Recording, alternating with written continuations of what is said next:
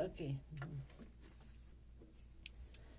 Muy buenos días. Empezando semana y vamos a llevar a cabo el día de hoy la segunda parte del tema de criptografía.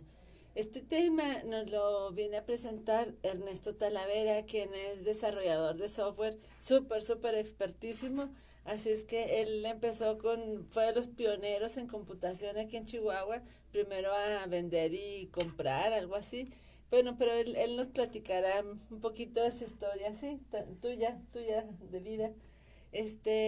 Pero aquí el programa viene a hablarnos de criptografía porque el lunes pasado estuvimos platicando la historia de la criptografía, que es pues las claves secretas con que empezó a comunicar el hombre a través de su rastro por el mundo. Y hoy, bueno, pues es la parte número 2 en donde ya nos acercamos a estos tiempos y nos irá diciendo cómo se maneja la criptografía.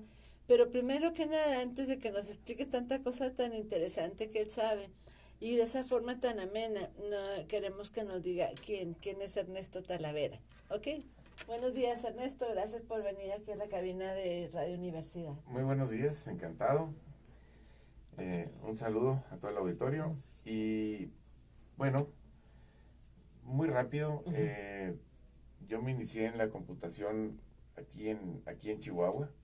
No existía en las universidades la carrera y me tocó estudiar en el tecnológico.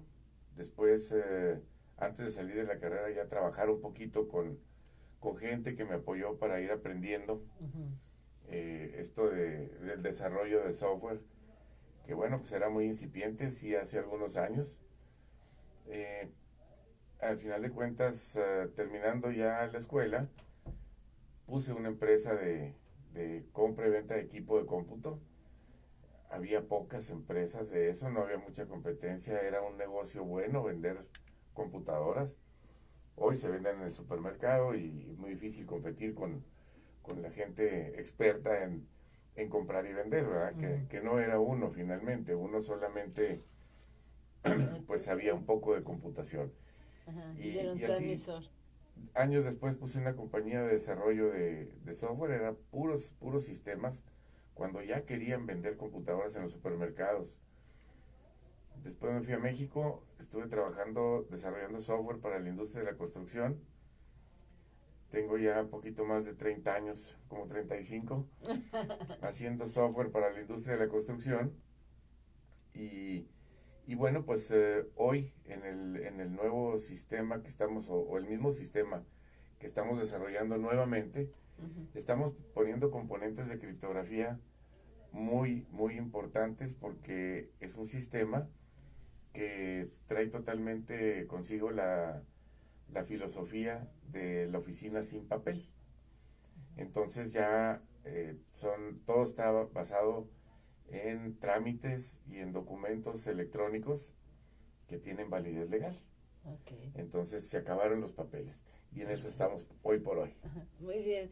Esto es porque él se ha dedicado a resolver la vida de las constructoras. Tiene software que se llama Constructor y ese software pues resuelve todo lo que tiene que llevar a cabo una constructora. En, Otro día nos puedes venir a platicar de tu software, de cómo se facilita todo lo que es la construcción. Yo pues como arquitecta me interesa muchísimo saber más del constructor. ¿Podrías venir otro día a eso? Claro que sí, y hacemos una historia, un relato de cómo llegamos a donde estamos ahorita, claro que sí. Ok, gracias, muchas gracias. Y hoy, bueno, pues aquí te tengo a los asistentes al programa número 1. Aquí están listos para que vayamos conociendo más de la criptografía.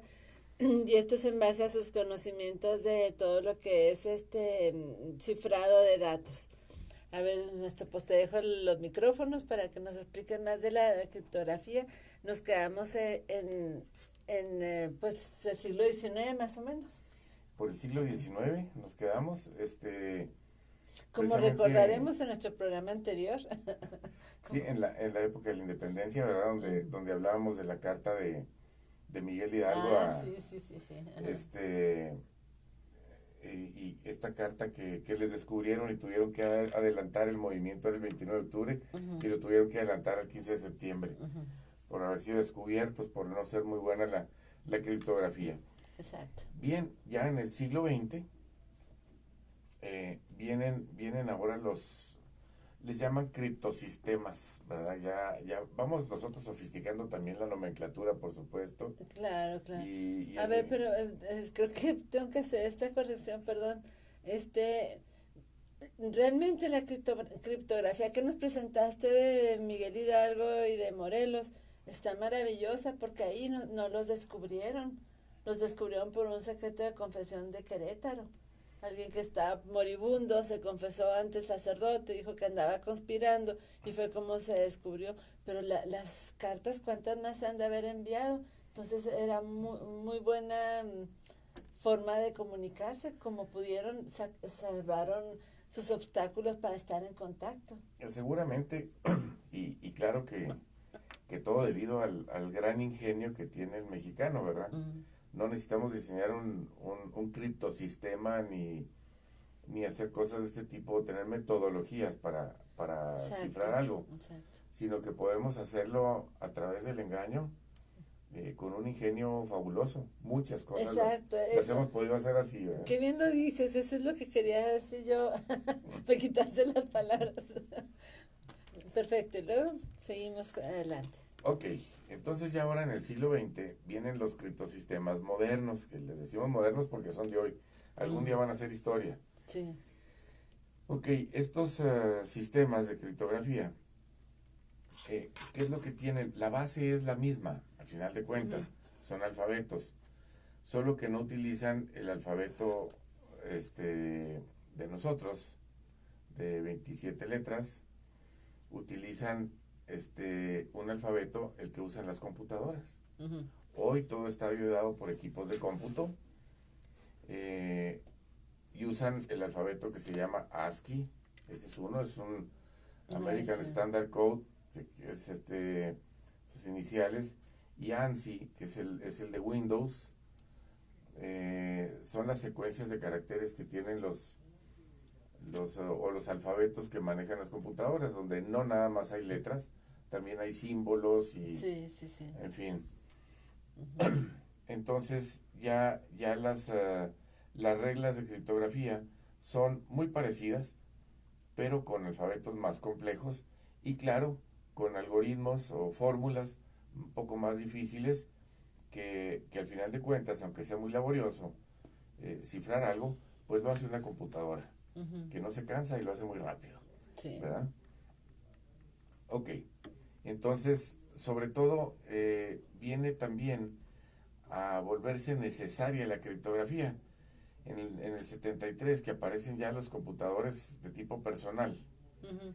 y que posteriormente, pues creo que muchos vivimos esa evolución que fue galopante y pues ni nos dimos cuenta. Ujú. Y de pronto ya estamos donde estamos hoy, ¿verdad? Y vienen también, pues, la telefonía. Luego la telefonía era análoga. Después viene la telefonía digital. ¿Y qué Y diferencia tiene una con la otra? bueno, la telefonía análoga, había que conectar físicamente un lado con el otro. Esa conexión se fue dando con equipos, ¿verdad? Y con pulsos, si se acuerdan cuando marcábamos el teléfono aquel de disco. Sonaba. Tic, tic, tic, tic, tic, tic, tic. Sí, cuando sonaba, tac, tac, tac, tac, esos ruidos que sucedían en un tiempo daban una coordenada y entonces cambiaba un switch. Eran switches mecánicos que cambiaban de un lado y del otro y se establecía la comunicación. Finalmente conectaban un circuito. Ah, qué interesante. Pero A claro que que no sabíamos cómo hicimos tantas llamadas. había un cable, ¿verdad? Que nos Ajá, sí, conectaba. sí, sí. Ajá. Y hoy tenemos también un cable. Ajá. Pero por ese cable, que Ujú. ahora se usa mucho ya la fibra óptica, ¿verdad? Ujú. Por ese cable viajan miles o millones de llamadas Sí. al mismo tiempo. Entonces, ¿cómo sucede esto? Cifrando los datos. Volviendo la llamada telefónica, datos, mensajes, Pero como todo está operado por computadoras, esto sucede demasiado rápido. Yo llamo de un teléfono a otro, sobre todo ahora lo podemos ejemplificar más fácilmente con el celular, Sí.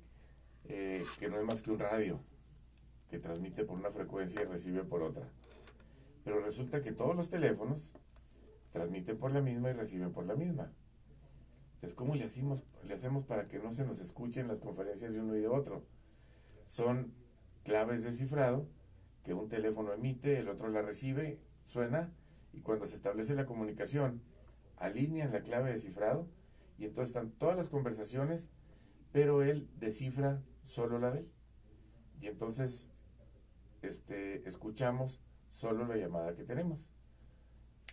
Por eso ya no se escucha como cuando íbamos en el Telmex de la casa, que oíamos, oye, mija, dile que se te haga las tortillas y no sé qué, que estabas oyendo otra conversación, Sí, bajito, bajito, pero claro, muy bien, oías y a veces perfectamente hasta lo que estaba diciendo otra conversación. se podía antojar hacer el mandado del vecino, ¿verdad?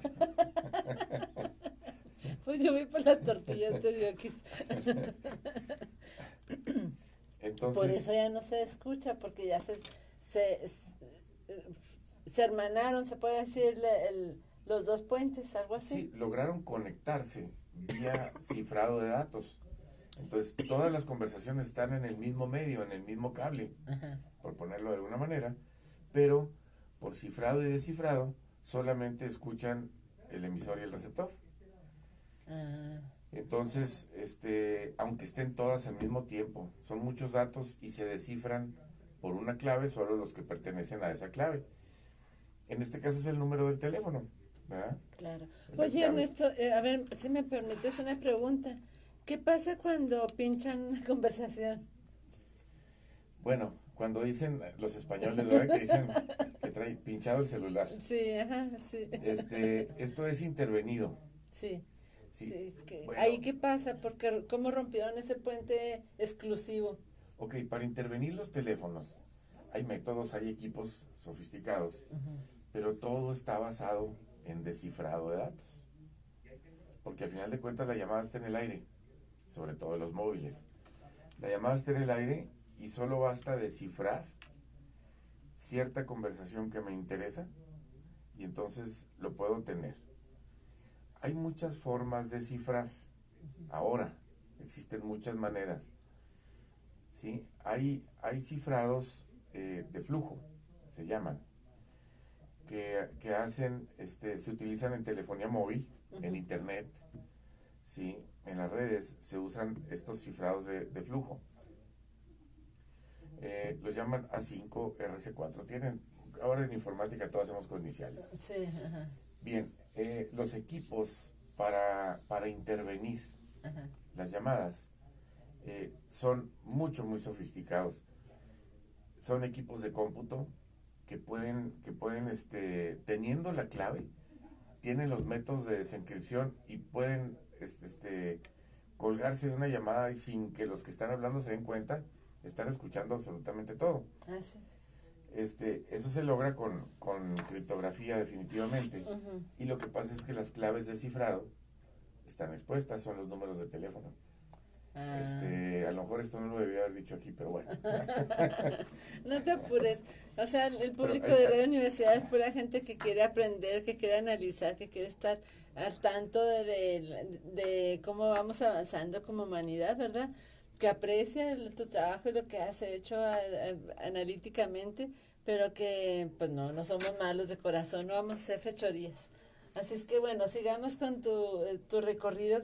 Nos está llevando Ernesto Talavera, desarrollador de softwares informático, por el mundo de la criptografía. La semana pasada habló de la historia y hoy, bueno, ya estamos aterrizando en ejemplos de las guerras del siglo XX, ¿verdad? ya lo del siglo XX que ahora van a ser cada vez como un juego de video. Uh-huh. Bien, hablábamos del cifrado de flujo que se utiliza en las comunicaciones y existen los métodos de cifrado en bloque, Uh-huh. que son para manejo de información. Uh-huh. Hoy por hoy uno de los temas más fuertes pues sigue siendo la criptografía, el cifrado de datos. ¿Y por qué? Pues porque hoy tenemos comunicaciones que antes no existían. Hoy tenemos mucha comunicación, por todo esto que ya comentamos, que sea con los cifrados en flujo, pero ahora lo que nosotros comunicamos lo podemos cifrar para que nadie nos entienda. Esto es, si yo mando un correo electrónico, lo puedo cifrar, y entonces, aunque se tenga equipo muy sofisticado para descifrar el camino, sí me pueden quitar el documento, pero me van a quitar un documento que está cifrado en modo de bloque. Inteligible. Está no legible. Hay muchos métodos de cifrado para documentos y para cosas que están grabadas o que están puestas en medios informáticos. Hay métodos de exponenciación, ¿sí?, que se usan para firma digital. Ejemplo, la factura electrónica. Uh-huh. Sí, hay otros que les llaman mochilas de curvas elípticas, ya matemáticas muy avanzadas.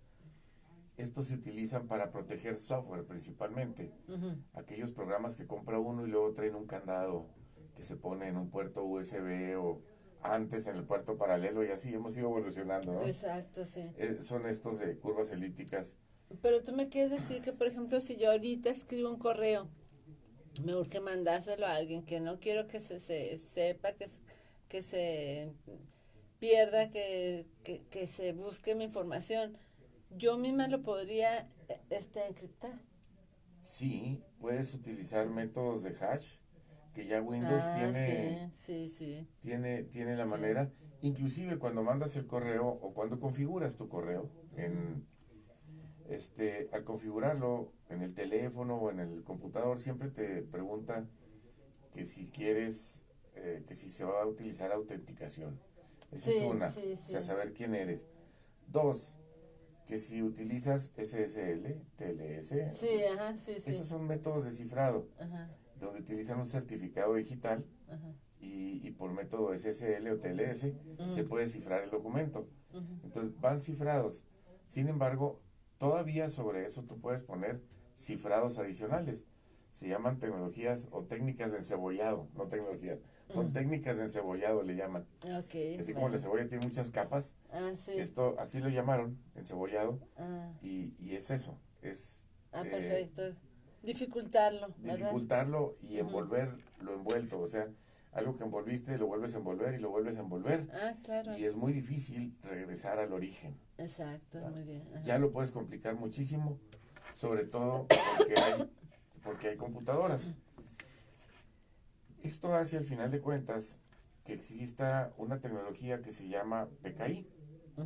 PKI. PKI, que quiere decir Private and Public Key Infrastructure. Es traduciendo, es infraestructura de llave pública y privada. Sí. Ok, esto es cuando aparecen ya los certificados digitales, y esto nos permite que vía autoridades certificadoras, ¿sí? Ahora sí hay que establecer una autoridad certificadora. Esto es quien emite el certificado. Hoy por hoy, pues todos los que pagamos impuestos, tenemos una FIEL, que es la firma electrónica en el SAT.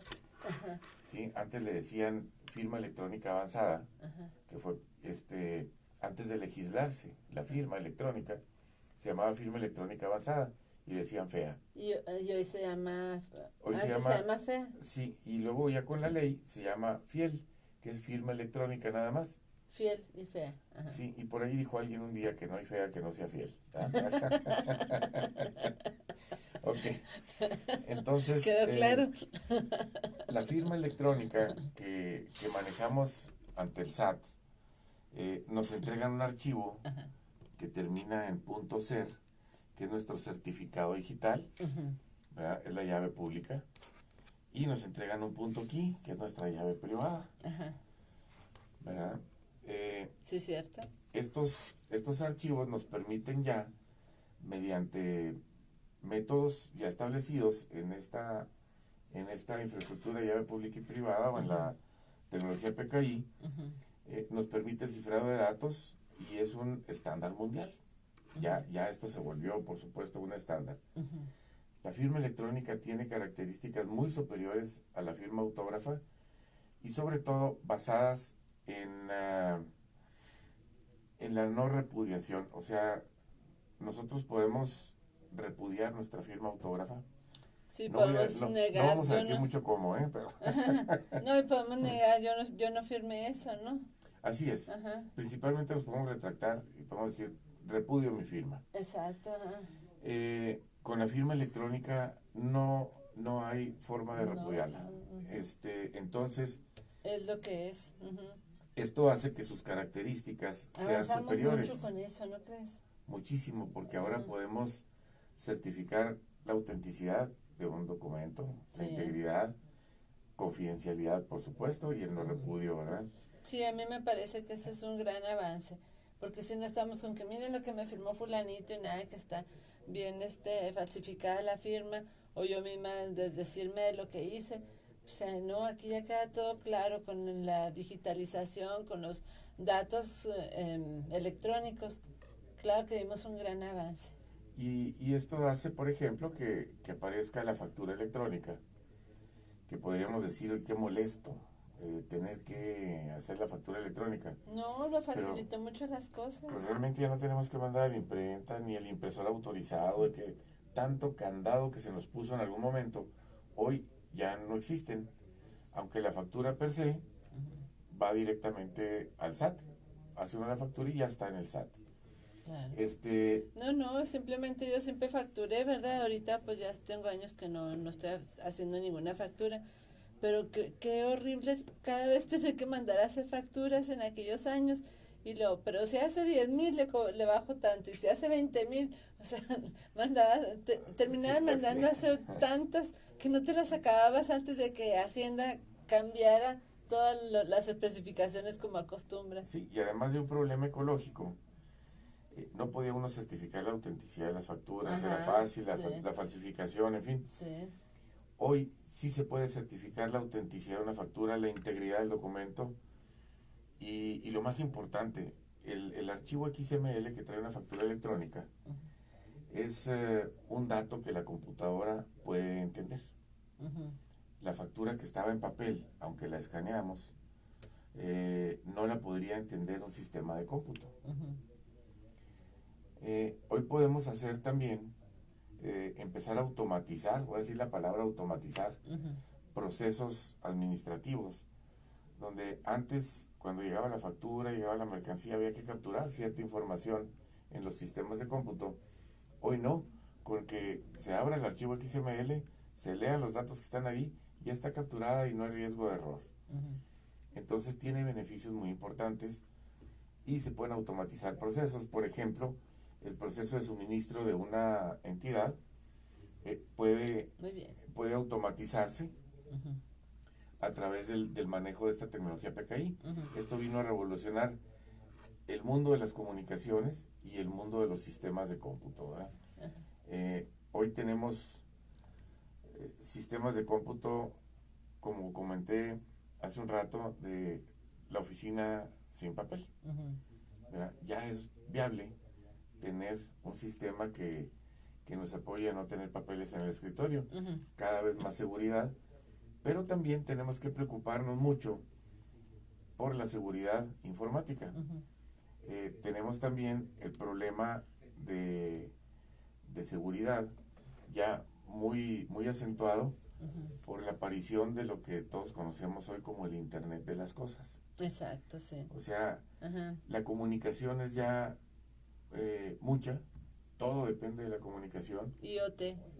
Y entonces para todo eso tenemos que tener comunicaciones cifradas, cada vez más calidad en la comunicación, pero también la confidencialidad de nuestras comunicaciones, pues tiene que estar, nos tiene que dar seguridad, pues, el uso del Internet de las cosas. Nosotros podemos prender luces, podemos prender el aire acondicionado sin estar en casa. Claro. Sin embargo, no nos interesa que otra persona prenda el aire acondicionado por nosotros, ¿no? Entonces tenemos que cifrar todo esto y por eso la seguridad informática hoy ha adquirido una importancia muy alta en todo esto, porque hoy por hoy es vital.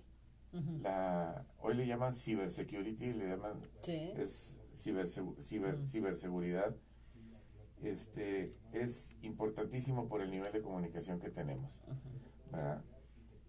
No nada más facturas manejamos ya, hoy manejamos operaciones con los bancos, compramos cosas, y todo gracias a la criptografía. Los bancos también tienen niveles de cifrado muy altos, claro. Y pues es importante saber que cuando a alguien le dicen por culpa del aparatito del banco, o por la criptografía, o porque mi contraseña era débil, o por cantidad de razones que tienen que ver con la criptografía, me robaron dinero del banco, eso no es posible. Normalmente una regla de seguridad es que el enemigo esté en casa, y pues sí, eso es en la mayoría de los casos. Entonces no es casi durmiendo con el enemigo, pero bueno, pero sí, pues sí, pero no nos dan para nuestra estola de mink. Sí, es considerar de alguna forma hay que sacarlo.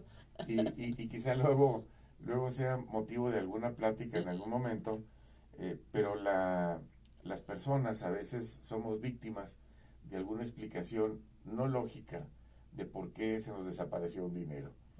Esto hay muchos casos y realmente suceden porque hay alguien que tiene acceso a algo. Siempre hay una clave y siempre alguien la tiene que conocer. Si la conoce quien no la debe conocer, pues pueden suceder cosas, como por ejemplo esto de quitarle dinero a alguien, ¿verdad? Exacto, sí. Entonces, pues tener estos cuidados es importante, claro. Que todas nuestras contraseñas, tengamos contraseñas fuertes, que les llaman, con letras, números, símbolos, y que al mismo tiempo sean sean contraseñas que no olvidemos, no tengan muchas.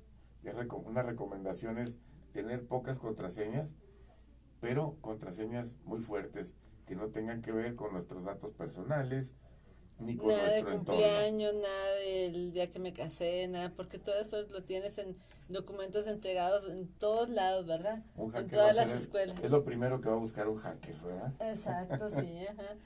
Sí. Entonces, perfecto, ¿qué más?